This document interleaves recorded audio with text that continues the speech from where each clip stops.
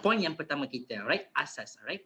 Bila kita bercerita pasal asas, adalah berkenaan dengan keperluan asas kita, alright.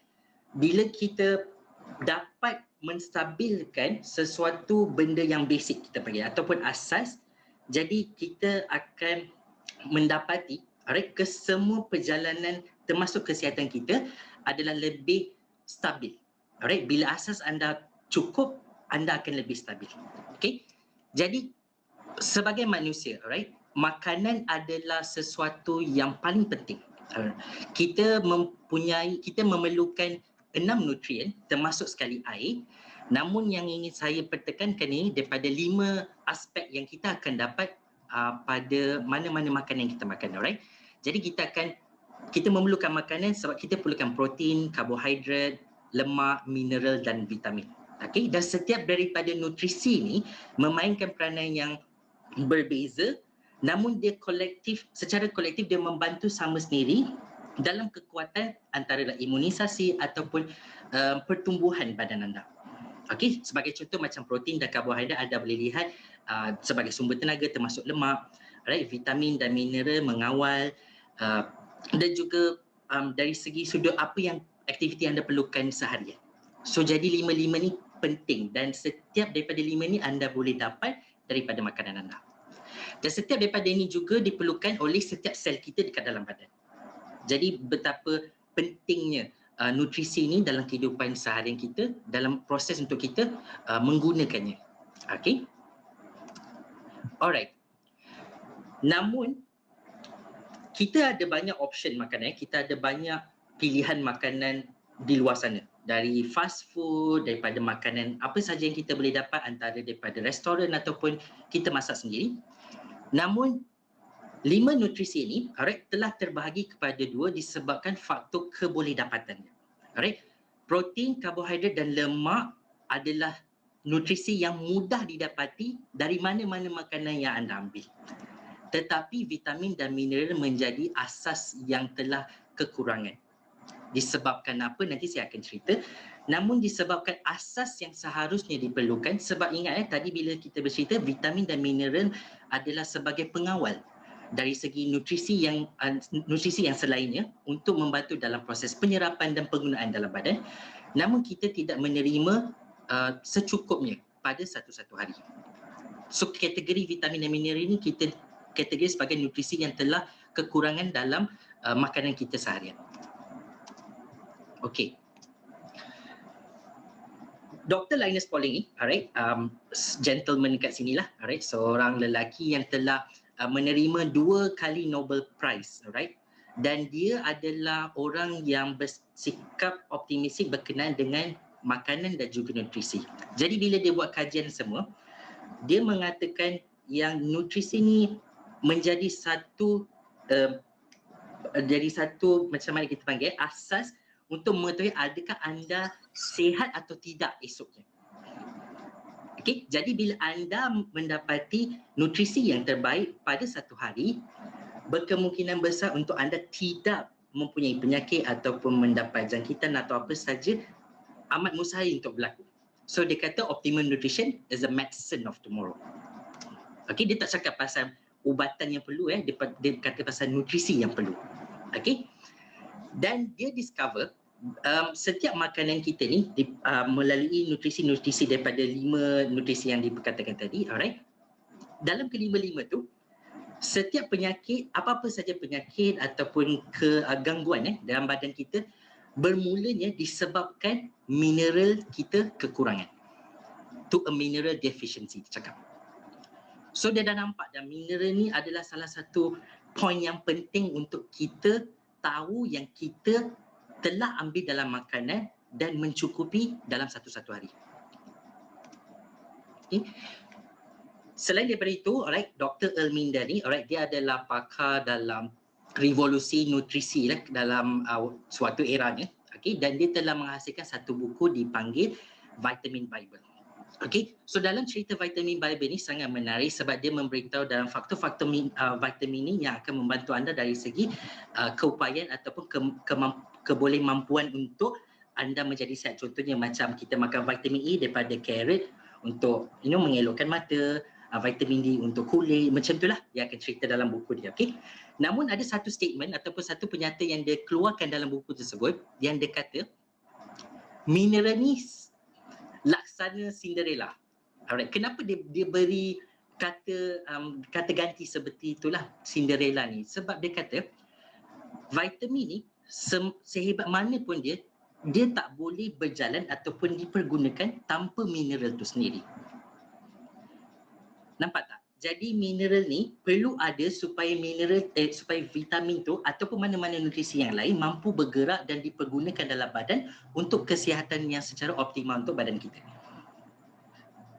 So betapa pentingnya mineral ni, walaupun ialah kita takkan jumpa mana-mana kebiasaan kita takkan jumpa kalau anda pergi mana-mana kedai ataupun mana-mana suplemen yang dia terjual, dia akan bercerita berkenaan mineral. Biasanya dia akan bagi tahu macam okey ni vitamin B, ni vitamin A.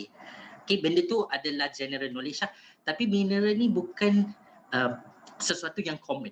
Alright, namun daripada faktor penyata ni kita faham yang mineral tu harus ada supaya boleh digabungkan dengan vitamin yang anda makan. Okey, betapa pentingnya lah mineral kat situ. Okey, so kita cerita tadi balik dalam 55 ni, alright, vitamin dengan mineral kita hanya perlukan 4% je, tak banyak pun. Alright, sebabkan protein, karbohidrat dan lemak telah merangkumi kebanyakannya 96% daripada jumlah makanan yang anda ambil pada bila-bila masa lah. Jadi vitamin dengan mineral ni secara kumulatif dalam satu hari diperlukan sebagai asas untuk anda mendapat nutrisi yang secukupnya dari vitamin dan mineral tersebut. Okay, so sel perlukan vitamin dan mineral ni. Namun yang menyayatkan hati adalah makanan yang kita cakap tu yang kita boleh dapat lah. Kita ada McDonald's, kita ada KFC, kita ada macam-macam lagi restoran yang mampu menawarkan makanan yang sedap, lazat dan juga mudah didapati.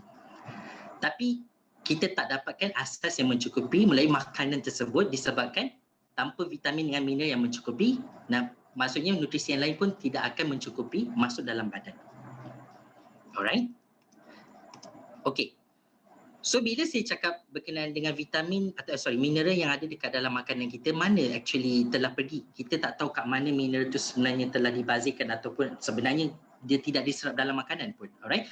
Jadi bila kita fahami kaedah zaman sekarang ni untuk membuat makanan, alright, untuk mencukupi demand orang perlukan makanan, alright. So kita dapati kebanyakan proses-proses pembuatan makanan, alright, akan menggunakan contoh satunya baja kimia dan juga kimia pembunuh serangga. Okey. Bila kebanyakan makanan kita menggunakan jenis-jenis bahan-bahan kimia ni, alright, kita akan panggil dia dia akan melakukan satu proses di mana mineral ataupun vitamin yang telah disedut di dalam makanan tersebut yang ditanam akan leak out sebab dia akan tarik. Sebab ingat bila kita masukkan baja kita akan letak kat dalam tanah, betul kan? So kemampuan baja ni ataupun bahan-bahan kimia yang digunakan untuk menaikkan proses makanan ni, right, akan ditarik keluar daripada makanan tersebut. So sebab tu kita tak ada nilai mineral dekat dalam makanan tu. Okey. Dan lagi satu, disebabkan mineral yang harusnya didapati, alright, hanya boleh diserap di dalam tanah saja, alright, sebab asas daripada mineral adalah daripada soil, kita panggil tanah.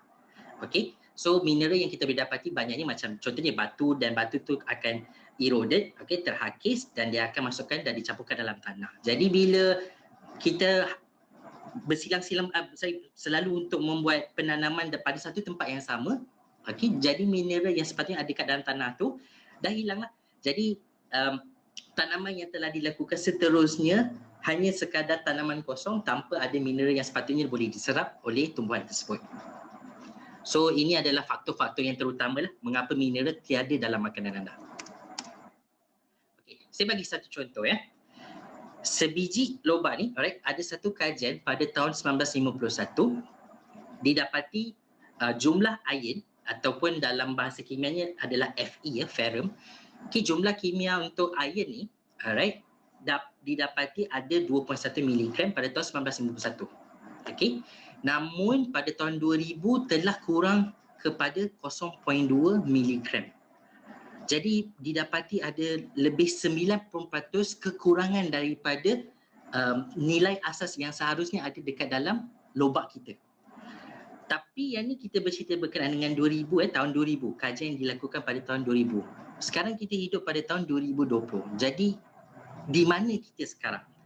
Di manakah level iron ni ataupun nutrisi ataupun mineral dalam makanan anda ada sebenarnya. Alright, jadi kita tak dapat sepatutnya asas yang perlu ada dekat dalam makanan tu. Kita hanya sekadar makan untuk memenuhi rasa kenyang kita je. Kita tak dapat pun intipati dalam makanan tersebut. Okey, yang menariknya syarikat Thanks I, alright, mendapati ini adalah satu kita panggil global problem. Makanan yang ada dalam dunia ni tidak mampu untuk memberikan kecukupan dari segi nutrisi untuk anda. Jadi kita kira berdiskusilah untuk mendapatkan sesuatu supaya kita boleh ambil balik nutrisi yang telah hilang, alright, dan kita memberikan dengan lebih baik lagi. Jadi kita discover, kita dapati ada satu kawasan tanah di Utah, USA, di mana anda boleh lihat di sini sedimen layer ataupun lapisan-lapisan tanah sedimen ni, alright, tidak diganggu oleh mana-mana aktiviti manusia. Tiada. Jadi kandungan dekat dalam tanah tersebut adalah yang kira original, asli. Tiada gangguan, tiada tambahan kimia atau apa-apa saja. Okey. Dan yang menariknya berkenaan ni disebabkan kita ingat dulu tahun 100,000 tahun dahulu, alright, kita punya dunia ni kan zaman dinosaur semua. Okey, jadi kepupusan ataupun bila zaman tu bila semua tumbuhan-tumbuhan ataupun haiwan semua dah mati, jadi dia akan tertanam dekat dalam tanah, dan dalam tanah tu dia orang akan di-biodegrade. Okey, dia akan diuraikan dan menjadi mineral-mineral atau partikel-partikel yang ada kat dalam tanah ni, dan dari situ yang kita akan ekstrak keluar menjadi salah satu daripada produk kami. Okey. So yang menarik, kita telah mengadakan satu produk di mana dipanggil Perfect Mineral Eye. Okey, anda boleh lihat sini botol ni mempunyai cecair warna kuning di dalamnya. Okey. Apa yang diekstrak dekat dalam tu, dia ada dua benda menarik. Okey, selain daripada mineral yang kita tak cukup dalam makanan kita, alright, kita actually dapat ekstrak lebih daripada 70 jenis mineral yang sebenarnya diperlukan oleh badan. Okey, anda mungkin pernah dengar berkenaan dengan magnesium, kalsium, jadi macam tadi iron, alright. Lagi contoh macam kita makan garam pun ada sodium. So benda-benda tu adalah common. Tapi bila saya cakap kita ada 70 jenis ni, sebenarnya dalam badan kita banyak sangat berlaku proses yang menggunakan mineral ni, dan ada jenis-jenis mineral yang mungkin tidak pernah didengar disebabkan penggunaan mineral tu sangat kecil. Namun penggunaan keperluan untuk mineral yang kita panggil dia mineral suri ataupun trace mineral. So trace minerals ni dia penggunaannya sangat kecil, tapi dia harus perlu ada supaya proses dalam badan tu boleh berlaku dengan lancar. Jadi bila tak ada benda tu, proses kita akan dia akan gunakan salah satu proses lain yang tidak memberikan pengoptimaan dari segi hasil proses tersebut.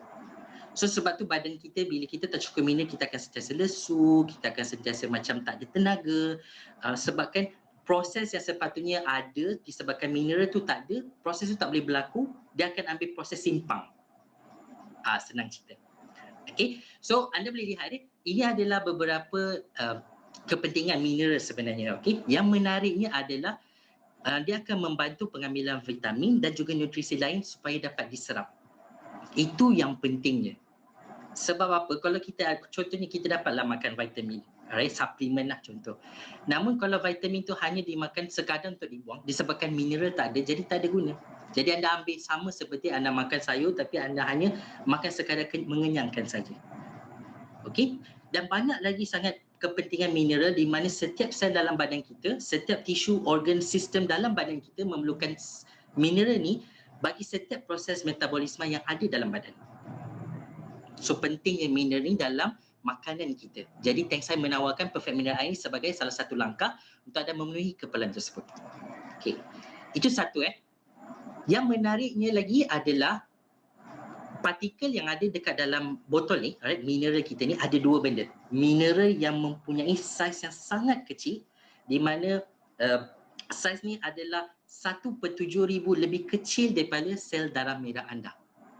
Okey, bermakna lebih kecil, lebih mudah untuk sel anda serap dan menggunakannya. Alright, tak perlu badan anda untuk mensintesiskan supaya dia terurai menjadi lebih kecil, tak perlu. Jadi setiap daripada sel dalam badan kita mampu serap di mana-mana saja dalam badan anda. Okey. Dan yang kedua yang menarik adalah disebabkan kandungan ini berwarna kuning adalah faktor fulvic acid. Ada salah satu asid yang dalam perfect mineral ini yang membantu untuk memudahkan pergerakan mineral tersebut ke dalam badan anda. Dia menjadi seperti bas. So sebab itu, alright, kemampuan untuk dia serap adalah sebanyak 98% lebih baik daripada mana-mana bahan sintetik yang anda makan, di mana bahan tu memberi kemampuan sebanyak dalam 20 ke 40% saja. Itu adalah salah satu poin yang menariklah bagi saya, dan ini memang terbukti di mana banyak sangat yang makan yang membantu dari segi keperluan anda. Okey, maksudnya nutrisi anda pada sehari-hari dalam setiap makanan anda cukup, dan anda boleh gunakannya dalam apa-apa saja jenis makanan atau apa-apa saja aktiviti yang anda gunakan. Okey? Okey.